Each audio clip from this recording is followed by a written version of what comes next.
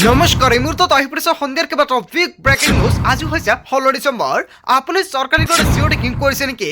তেনে ক্ষেত্ৰত পুনৰ চৰকাৰে নতুনকৈ আৰম্ভ কৰিছে জিঅ' টেকিঙৰ ভেৰিফিকেশ্যন।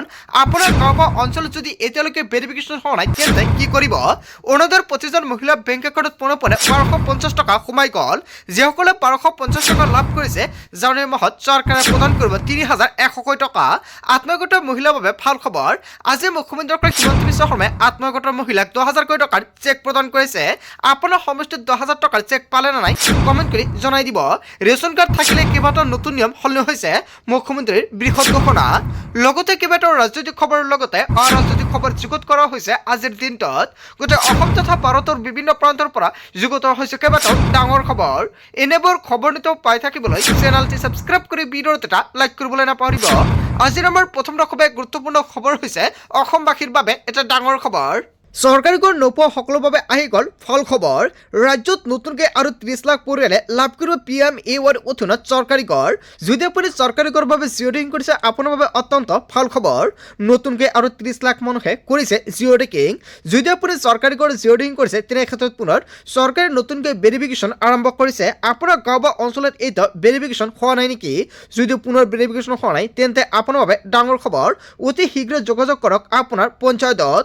প্ৰস্তুত কৰিব নতুন হিতাধিকাৰীৰ তালিকা, আৰু এইটো হৈছে শেষ ভেৰিফিকেশ্যন।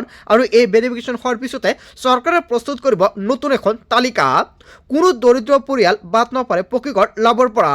যদি আপুনি দুখীয়া, তেনে ক্ষেত্ৰত আপুনি চৰকাৰী ঘৰ লাভ কৰিবই।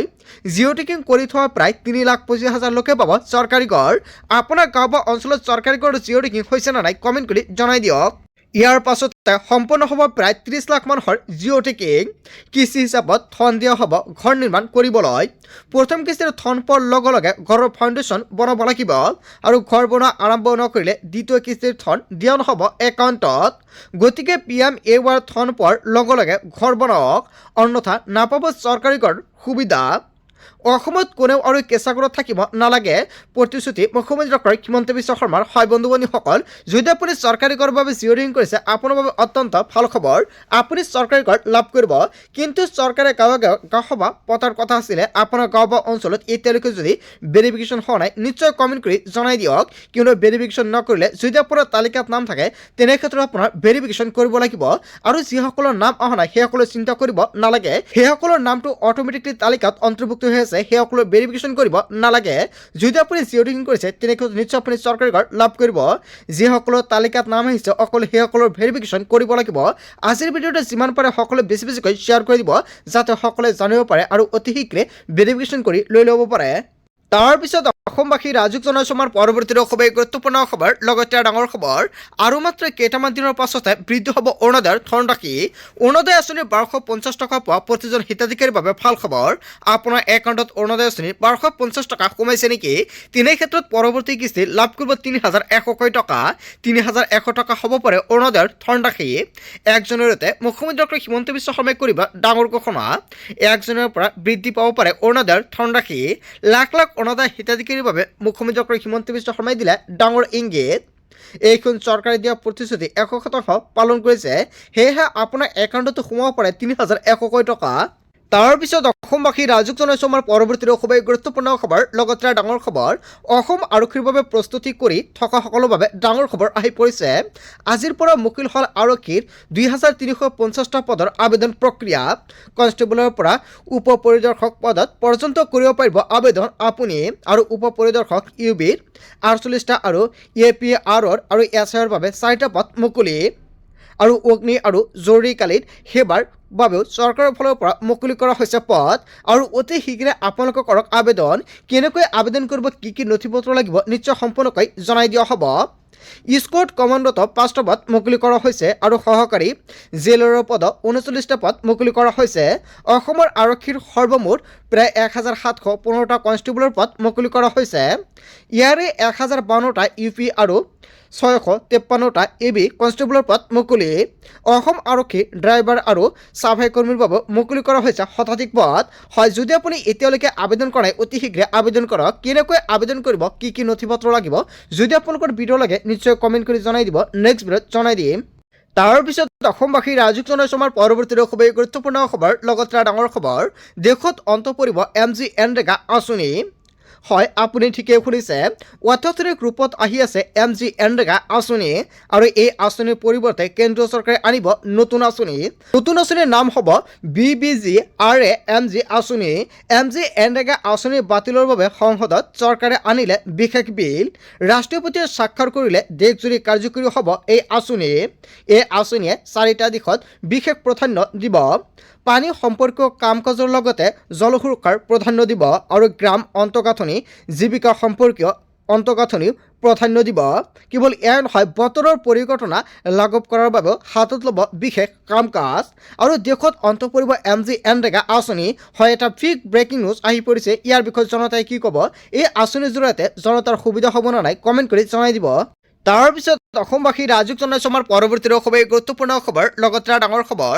এতিয়াৰ পৰা শিক্ষাৰ্থীয়ে দিব নোৱাৰিব ফাঁকি 5 দিন স্কুললৈ নগ'লে অভিভাৱকলৈ যাব মেছেজ কোনো শিক্ষাৰ্থী 5 দিন অনুপস্থিত থাকিলে যাব মেছেজ শিক্ষাৰ্থী অনুপস্থিত থাকিলে চিৰণীৰ শিক্ষকলৈ যাব মেছেজ অসমৰ সকলো চৰকাৰী ভাষাতে দিয়া হ'ব মেছেজ বৰাকত বেংগলী ভাষাত দিয়া হ'ব মেছেজ বিটিআৰত বড়ো আৰু অসমীয়া দুয়োটা ভাষাতে দিয়া হ'ব মেছেজ এতিয়াৰ পৰা শিক্ষাৰ্থীয়ে দিব নোৱাৰিব ফাঁকি হয় এটা ডাঙৰ খবৰ আহি পৰিছে আজিৰ ভিডিঅ'টো যিমান পাৰে বেছিকৈ শ্বেয়াৰ কৰি দিয়ক যাতে ছাত্ৰ ছাত্ৰীসকলে জানিব পাৰে তাৰপিছত অসমবাসী ৰাজুক জনাইছো আমাৰ পৰৱৰ্তী খুবেই গুৰুত্বপূৰ্ণ খবৰ লগতে ডাঙৰ খবৰ অন কেমেৰা নিৰ্লজ্জ কাণ্ড মুখ্যমন্ত্ৰী নীতিশ কুমাৰৰ মুছলমান মহিলাৰ হিজাব খুলিবলৈ চেষ্টা মুখ্যমন্ত্ৰী নীতিশ কুমাৰৰ মুছলমান মহিলাৰ হিজাব টানি বিপদত বিহাৰৰ মুখ্যমন্ত্ৰীৰ নীতিশ কুমাৰৰ কাণ্ডই জোকাৰিছে সমগ্ৰ দেশ নীতিশ কুমাৰৰ কাণ্ডক লৈ হলঠেকত NDA নিযুক্তি পত্ৰ ল'বলৈ যোৱা মহিলাৰ হিজাব খোলাৰ চেষ্টা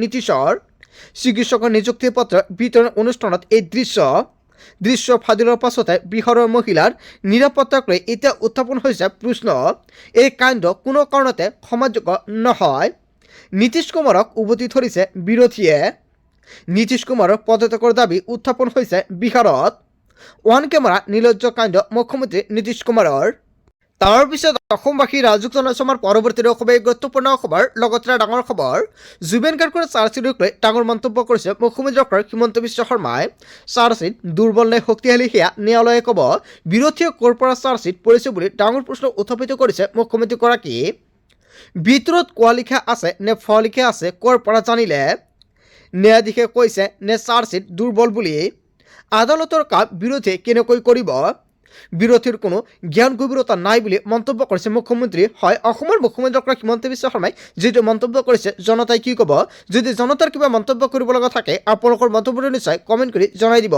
তাৰপিছত অসমবাসী ৰাজুক জনাইছো আমাৰ পৰৱৰ্তী খুবেই গুৰুত্বপূৰ্ণ খবৰ লগতে ডাঙৰ খবৰ অখিল গগৈৰ চেলেঞ্জক লৈ প্ৰত্যুত্তৰ মুখ্যমন্ত্ৰী ডক্টৰ হিমন্ত বিশ্ব শৰ্মাৰ আমাক চেলেঞ্জ দিবলৈ অখিল গগৈ কোন বুলি প্ৰশ্ন উত্থাপিত কৰিছে মুখ্যমন্ত্ৰী ডক্টৰ হিমন্ত বিশ্ব শৰ্মাই অখিল গগৈৰ পৰিচয় কি অখিল গগৈৰ পৰিচয় কি বুলি এনেকুৱাকৈ প্ৰশ্ন উত্থাপিত কৰিছে অখিল গগৈৰ কেইজন বিধায়ক আছে বা কিমান ডাঙৰ দল তেওঁ কি কৰিলে অসমত এনেকুৱাকৈ কেইবাটাও ডাঙৰ প্ৰশ্ন উত্থাপিত কৰিছে মুখ্যমন্ত্ৰীগৰাকী তেওঁৰ লিষ্ট এখন দিয়ক মোক তেওঁ বিভিন্ন সময়ত বিভিন্ন কথা কয় তেওঁৰ কথাত মই কিয় উত্তৰ দিব লাগে শিৱসাগৰত অখিল গগৈৰ বিৰুদ্ধে নিৰ্বাচন খেলিবলৈ হিমন্ত বিশ্ব শৰ্মাক চেলেঞ্জ দিছিল অখিল গগৈৰ চেলেঞ্জক লৈ প্ৰত্যুত্তৰ অসমৰ মুখ্যমন্ত্ৰী ডক্টৰ হিমন্ত বিশ্ব শৰ্মাৰ তাৰপিছত অসমবাসী ৰাজুক জনাইছো আমাৰ পৰৱৰ্তী খুবেই গুৰুত্বপূৰ্ণ খবৰ লগতে ডাঙৰ খবৰ গেজিং ৰিজাৰ্ভত মিয়াৰ দপদপনি মিয়া অবৈধ বেদখলকাৰীৰ ভয়ত এস্তমাৰ খিলঞ্জীয় গো মহ পালক চৰকাৰে উচ্ছেদ চলোৱাৰ পিছতো আকৌ মিয়াৰ আগ্ৰাসন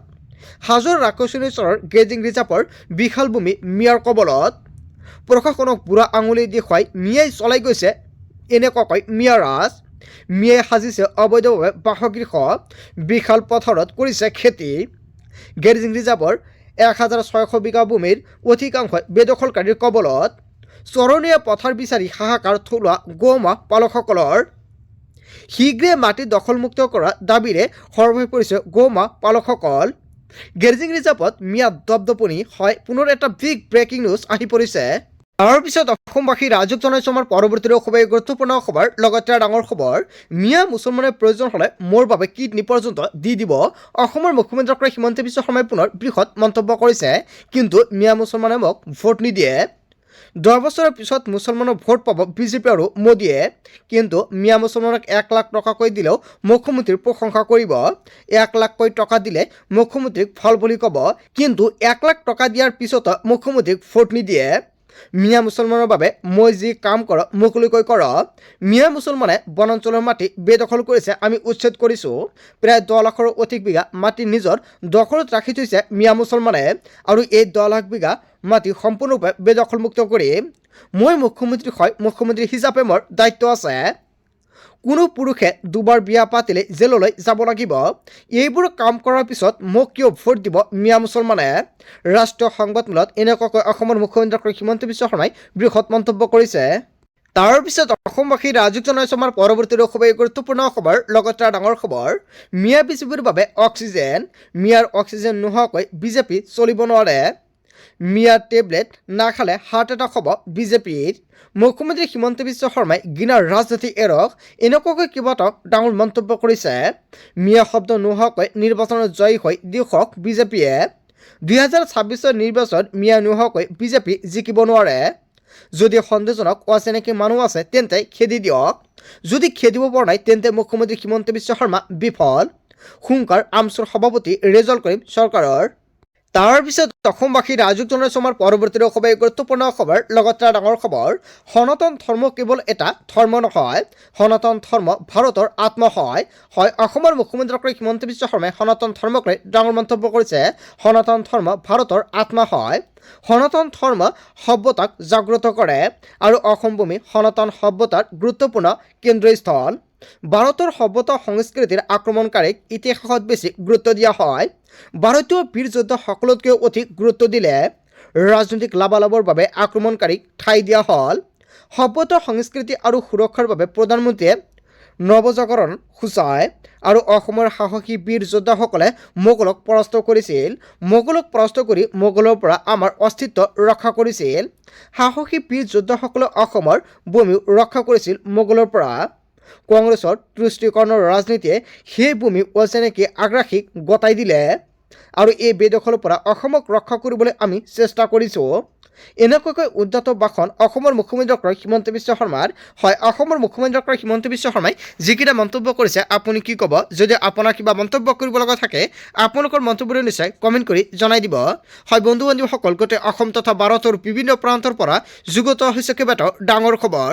এনেবোৰ খবৰ নিতৌ পাই থাকিবলৈ চেনেলটি ছাবস্ক্ৰাইব কৰি ভিডিঅ'ত এটা লাইক কৰিবলৈ নাপাহৰিব। থেংক ইউ ফৰ ৱাচিং ফুল ভিডিঅ'।